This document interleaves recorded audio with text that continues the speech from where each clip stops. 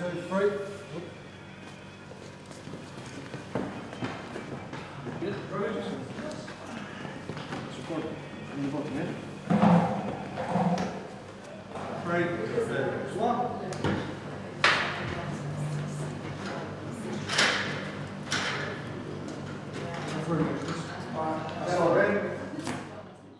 I think we wanted to make something that was quite generous to the viewer, something that could draw people in, something that was beautiful and also challenging. And using painting and mosaic and colour felt like a really natural way to do that.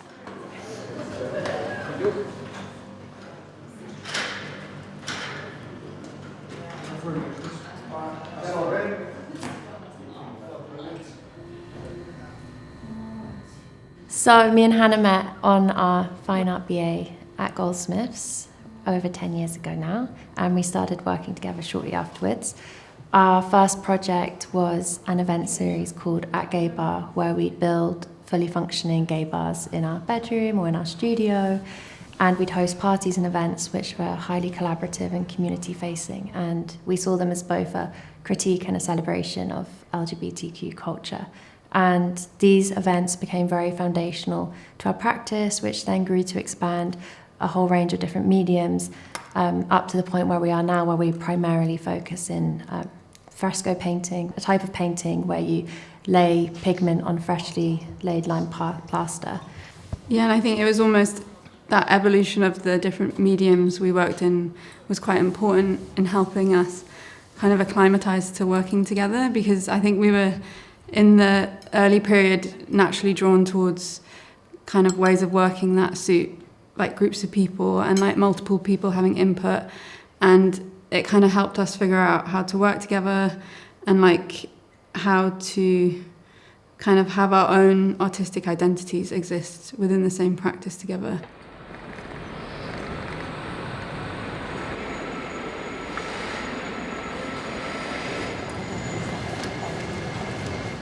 So St. James's is an area that represents government, military and monarchy. It's an area where decisions are made that have repercussions both locally but also nationally and even internationally.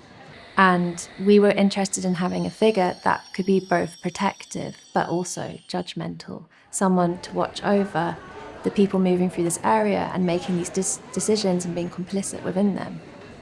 And the figure of the angel, both the religious angel and also the more mythical idea of the guardian angel, really stuck out to us as something that can encapsulate that feeling that we were trying to embody with this work.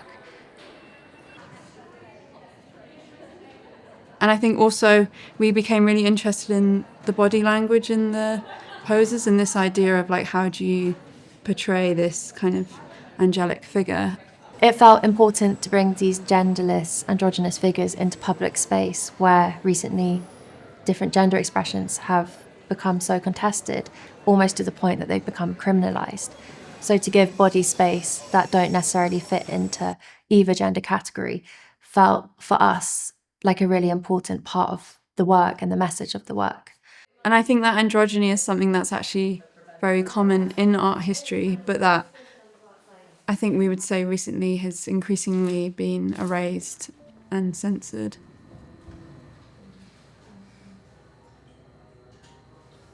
I think there's also, in the work, there are these figures of the angel, but the figures are situated within these landscapes that feel very significant.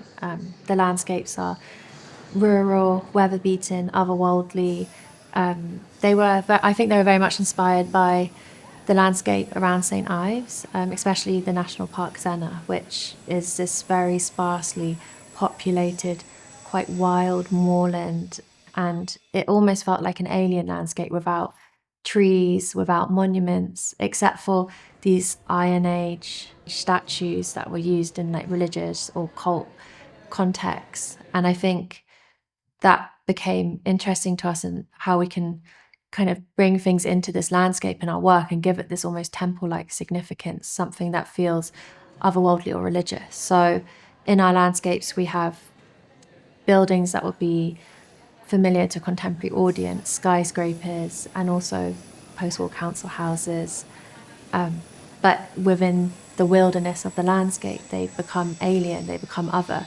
And I think you see them in a different way. And they almost become like a monument of the humanity that we are coming into contact with in the city, and the area surrounding the station. But it's almost a portal to another world where angels could live. When St. James's was confirmed, it was incredibly exciting, but also quite daunting, because we were in this position of having to consider what a public artwork should do, who it should serve, how it should behave, and what message we wanted to give that is something that could feel relevant in the present moment, but could also withstand the test of time and feel important and valuable in decades from this moment. And as young artists, we're not used to thinking of that timescale, so we really had to adjust our thinking. It's interesting because it's those concerns that Rosie just mentioned is precisely what interested us in fresco painting in the first place. So it's their artworks for public spaces that are supposed to kind of impart some kind of message upon the viewer and almost instruct the behaviour of those within the spaces, so within religious spaces or kind of state buildings. So it's like we're really like fascinated by that idea of how an artwork should behave in public and how it should influence people who come into contact with it. And I think there's a really interesting history to that.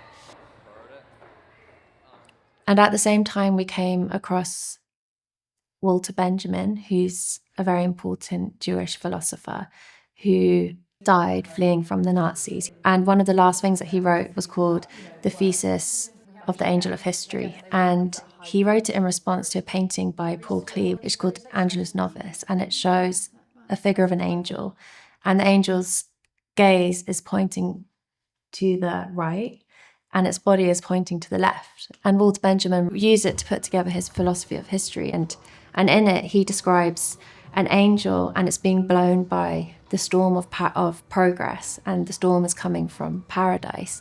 And the angel's being blown into the future, but its gaze is kind of cast back into the past. And what it sees is a pile of rubble, and the rubble is all of the sort of pain and detritus of humanity. And the angel is horrified, but it still can't help but be propelled into the future.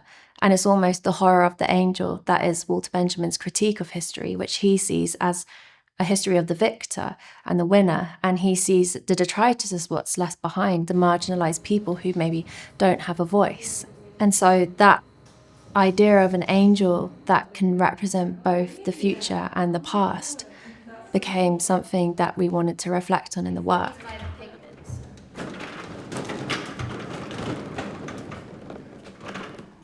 So yeah, we brought that into the St. James's Commission, and we brought with it all our experience of making frescoes, which by nature are often monumental in scale. They're very architectural, and yeah, as Hannah said, they can be morally instructive. And that was a really interesting position to start in.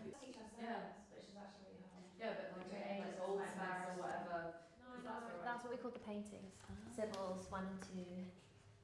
I think also the genesis of the mediums, fresco really dates back to the Roman era.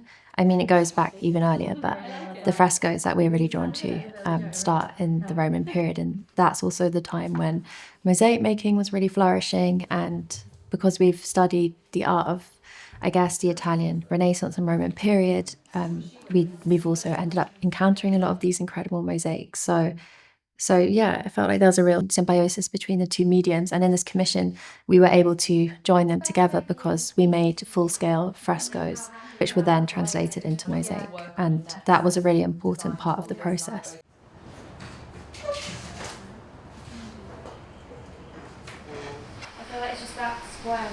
The mosaic is being fabricated by Gary Drossel along with his assistants. He is really passionate about fresco, and I feel like he really understands where we're coming from. But actually the lip line ends a bit earlier than this. What I really like about Gary's approach is that he is also approaching it as an artist, and I feel like we can meet each other kind of halfway between the technical and the artistic. And I think he's actually managed to capture almost the painterly quality of the frescoes in the mosaic, which we weren't sure if that would be possible or not, but it's what we really wanted to achieve. So we're very, very happy that we've been able to have this experience, you know, of being able to draw upon all of Gary's knowledge and expertise.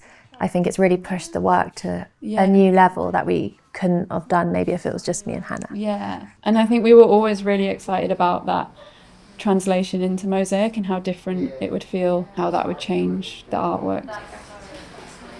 Okay, and it's your style change. I'm Gary Drossel. I'm a professional mosaic artist, mostly making large-scale public mosaics in marble, glass and ceramic. What's special about mosaic, it's not like any other art. It's because you're using like solid lumps of colour and you're physically sticking them in cement. There's something very sort of tactile about the whole thing, and the way colour's used, and these little lumps of colour that you're putting together to make another image is really, there's something sort of magical about it. We'll read as the eye gets bigger rather than the, yeah. Do you know what I mean? Yeah. There's also a really amazing thing I think that happens in terms of public art, in that sort of the general public who might not go to art galleries or be particularly interested in art can really relate to mosaics, because you can see the labour that's gone into it. It's right in front of you, you know, like all those little pieces stuck down, and that gives people a way in to looking. You almost see that before you see the image, and then you stand back and then you start to appreciate the image and what it's all about. So there's something very special about mosaics.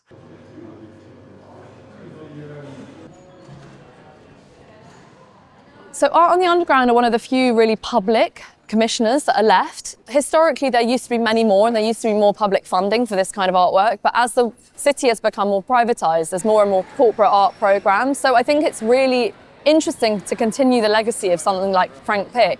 Hannah and Rosie are really kind of successful, up-and-coming contemporary artists. They're avant-garde, and it feels like a really important thing to do, to put this kind of artwork in the most public spaces in the city. Lots of people who travel through tube stations will never go to an art gallery, and they wouldn't want to.